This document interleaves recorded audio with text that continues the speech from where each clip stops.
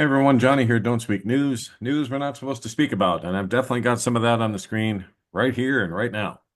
So here we go. We'll just get into it like we always do. RFK Jr.'s Anti-Semitism Task Force is operating as the new secret police, and they're stalking and terrorizing legal U.S. residents. See, these aren't people that are here illegally. These aren't people that are here on a student visa. In a lot of cases, these are green card carrying legal U.S. permanent residents. Maybe not full-fledged, born here in this country citizens, but legal residents nonetheless. But they don't care. Anyone that speaks out against the Zionists or the synagogue of Satan that's running Israel right now is subject to these types of things. And it's coming for every American, whether you were born here or not. If they're getting away with this, if they do get away with this, which it looks like they will, because they don't really care what the courts are saying, they're throwing their nose at the courts. They're giving the courts the middle finger. That's what they're doing. They're not listening to anything they say, and they're, just making it up as they go along. So here we go. The Secretary of Health and Human Services, Robert F. Kennedy Jr., has continued to attack those who protest against the genocide happening in Gaza by having his anti-Semitism task force, which I'm sure is completely illegal and unconstitutional, but the Constitution is dead.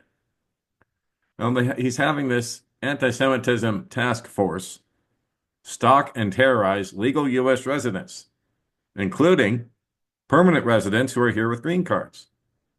So here's a surveillance video that captured how this new secret police force operating in the U.S. is acting, very similar to how the German Gestapo and the Russian KGB used to operate during World War II, where dissidents were abducted and then shipped off to concentration camps. Now remember, the Soviets created that. The Germans just imitated what the Soviets were doing already. I think Stalin killed far more people than Hitler ever thought about. Anyway, I digress.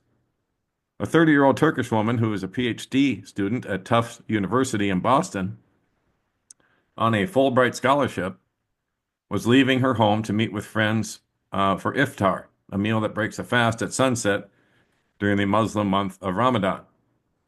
The agents were in plain clothes and they wore face masks. They seized her and she cried out, not knowing what was going on.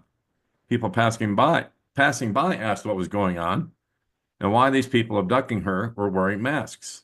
Yeah, gee, I wonder.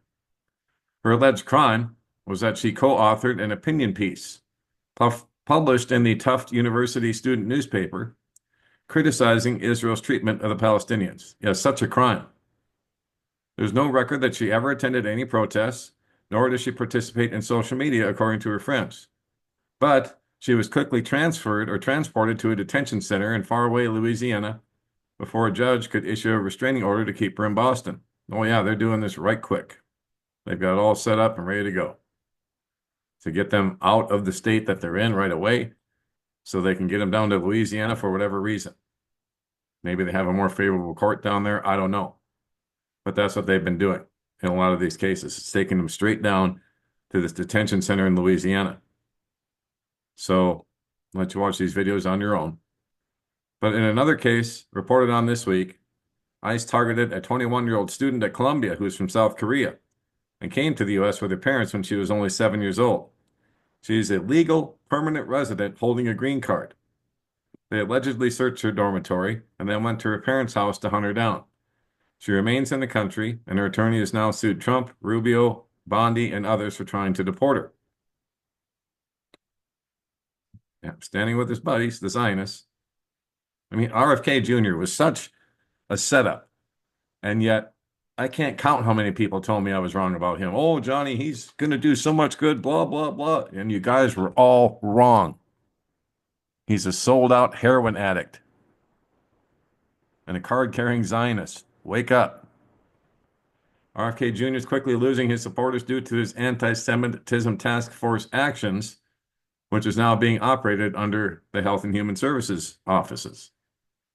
Like it has anything to do with health. Unbelievable. Journalist Glenn Greenwald, who himself is an ethnic Jew, is the latest one to criticize Kennedy for running the anti-Semitism task force. And by saying so, he might be deported too. You never know. And he's an ethnic Jew. It doesn't matter to these people. If you don't agree with their agenda 110%, then you're going to jail. That's what eventually is going to happen to everybody because of the Noahide laws. But it's amazing how blind the American church is to all of this. They have no clue. No pastors talking about this, none whatsoever at all. But Greenwald supported Kennedy and the Make America Healthy Again movement. But now I can hardly believe that Kennedy's joining the Zionists and restricting free speech. Well, believe it. He was always a fake, always a fraud.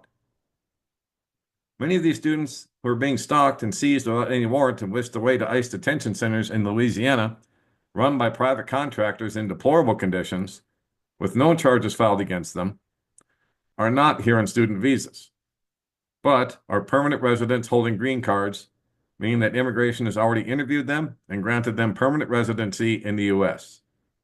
If this new secret police force gets away with this, do you honestly think they're just going to stick to abducting students? Why would they stop with students? If the goal is to silence any dissent to the Zionist movement, we can be sure that they will eventually come after all of us who do not support Zionism. That's what I've been trying to tell everybody, but nobody wants to listen. Well, maybe you'll listen to what Jesus had to say. They will put you out of the synagogue or the church. In fact, a time is coming when anyone who kills you will think he's offering a service to God. They will do such things because they've not known the Father or me. I've told you this, so when the time comes, you will remember that I warned you. John 16, verses 1 through 4. So I would advise that everybody heed the warning of Jesus about the satanic Jews who are the Zionists of today.